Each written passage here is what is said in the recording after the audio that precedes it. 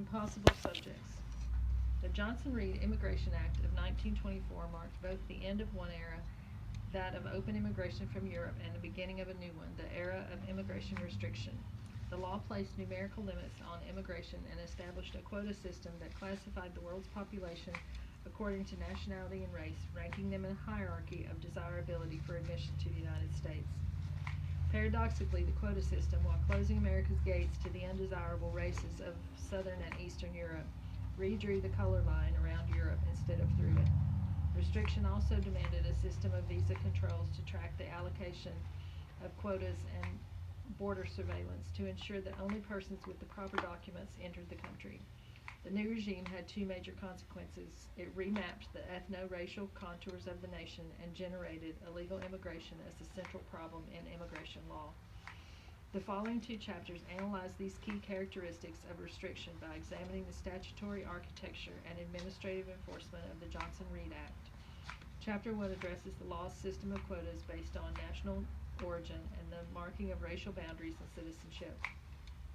Chapter 2 examines restrictions' emphasis on territoriality and the production of illegal aliens, as expressed in the formulation of deportation policy and in the creation of Border Patrol. But first, it will be useful to briefly review the historical trajectory of immigration policy that preceded restriction.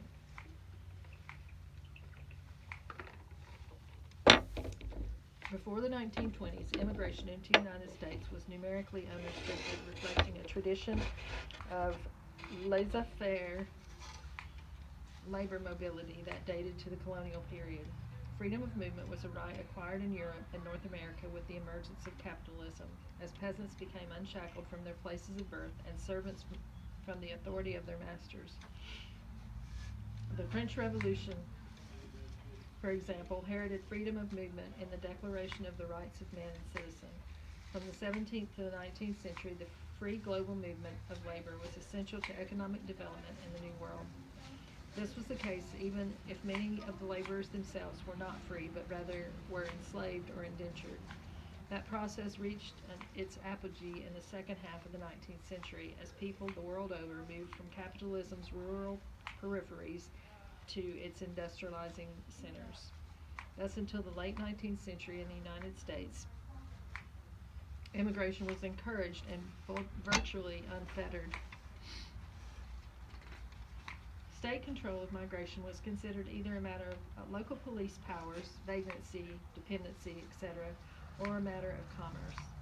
The major exception to the rule of open immigration was Chinese exclusion. Like their European counterparts, Chinese laborers migrated to the United States in the 19th century to participate in the nation's industrial expansion. Their migration was part of the making of the Pacific world, part of a succession of Asian peoples that provided labor for Euro-American settler societies in Hawaii, Australia, and Western Canada, as well as the Western United States.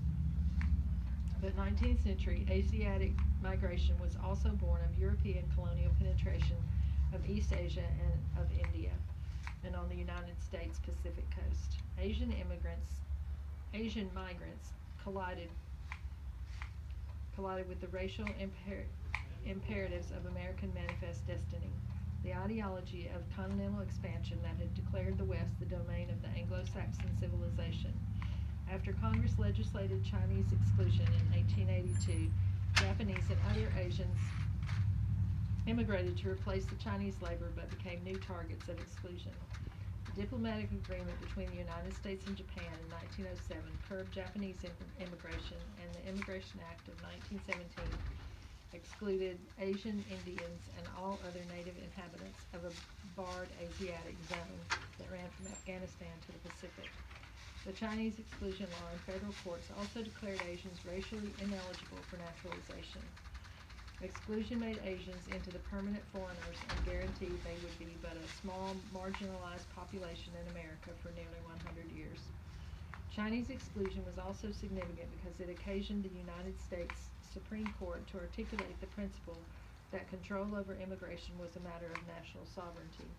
Believing immigration to be a potential form of foreign aggression and encroachment, The court gave Congress absolute control over it as part of its authority over foreign relations. It ruled that aliens enter and remain in the United States only with the license, permission, and sufferance of Congress.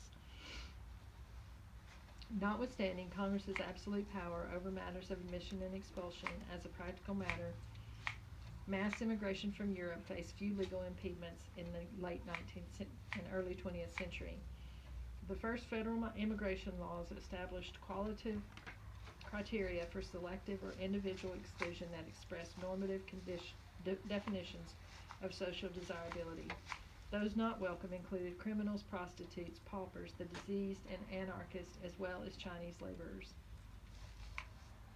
Despite the growing list of excludable categories, the Immigration Service excluded only 1% of the 25 million immigrants from Europe who arrived in the United States from 1880 to World War I. The unskilled workers who entered during those years from Eastern and Southern Europe provided the labor for the nation's industrialization and for building the infrastructure of the cities. They shoveled pig iron in steel mills, sewed shirtwaists, and dug tunnels for sewer and subway lines. At the same time, however, demands for restricting European immigration emerged among the native-born white Americans who associated immigrants with the spread of urban slums and class conflict.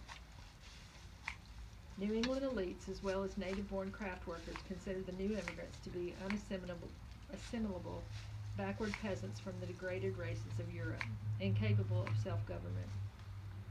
The American Protective Association, formed in 1887, was an anti-immigration, anti-Catholic, and boasted 2.5 million members at its peak in the mid-1890s.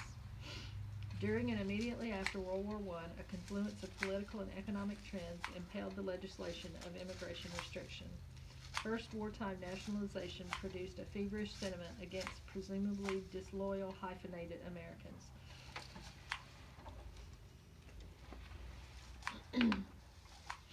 While war nationalism aimed principally at German Americans, it provided a popular basis of support for the restrictionist movement against the Eastern and Southern Europeans.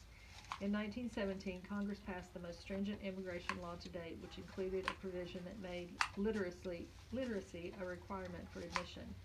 The literacy test was aimed specifically at curtailing immigration from Eastern and Southern Europe. Congress had passed such a requirement 4 times since the 1890s, but Presidents Cleveland, Taft, and Wilson had vetoed it, believing it was contrary to the principle of individual selection. Congress finally passed it in 1917 only by overriding Wilson's second veto.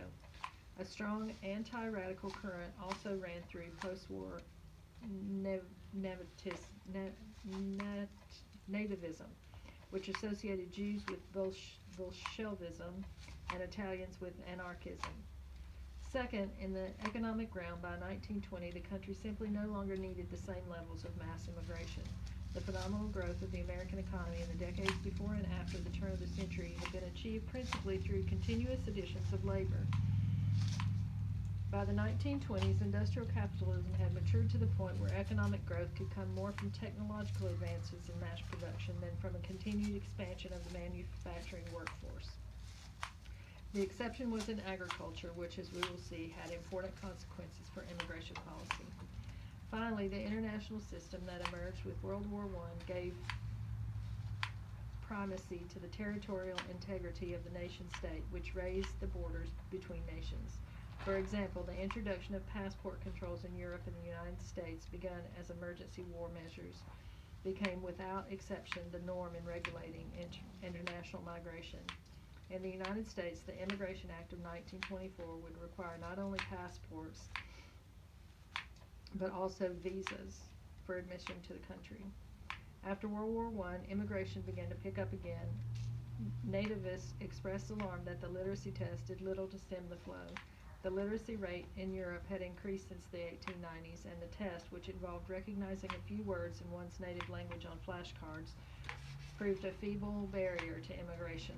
By the end of 1920, immigration neared pre-war levels, and Ellis Island was again teeming with immigrants. A crisis atmosphere surrounded the discussion of immigration in Congress in 1920 and 1921. The American Legion, the American Federation of Labor, and the Patriotic Orders warned that hordes of impoverished people fleeing war-torn Europe were on the way, their migration facilitated by a drop in the cost of transoceanic travel. Congressman Albert Johnson of Washington, chair of the House Immigration Committee and avowed restrictionist, called for an immediate 2-year suspension of immigration lest the nation be inundated with a flood of undesirable aliens. Johnson cited reports from American consular officials in Europe as evidence of looming danger. The consul in Warsaw estimated there were 100,000 to 350,000 Polish subjects of the Hebrew race with relatives in America anxious to immigrate immediately. The report from Italy described a large proportion of immigrants from Catania as peasants, small in stature and low in intelligence. In Florence, the consul considered the immigrant population to be honeycombed with socialist ideas. Johnson believed that only by barring them altogether would it be possible to keep subversives out of the United States.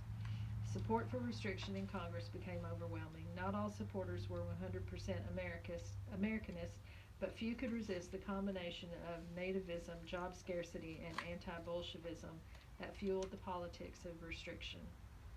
In May 1921, Congress passed an emergency measure that restricted immigration from 355,000 a year to 355,000 a year, set a quota for each European country at 3% of the number of foreign-born of that nationality residing in the United States in 1910, and gave 14 months to devise a permanent policy. The Johnson-Reed Act of 1924 and the reconstruction of race immigration law.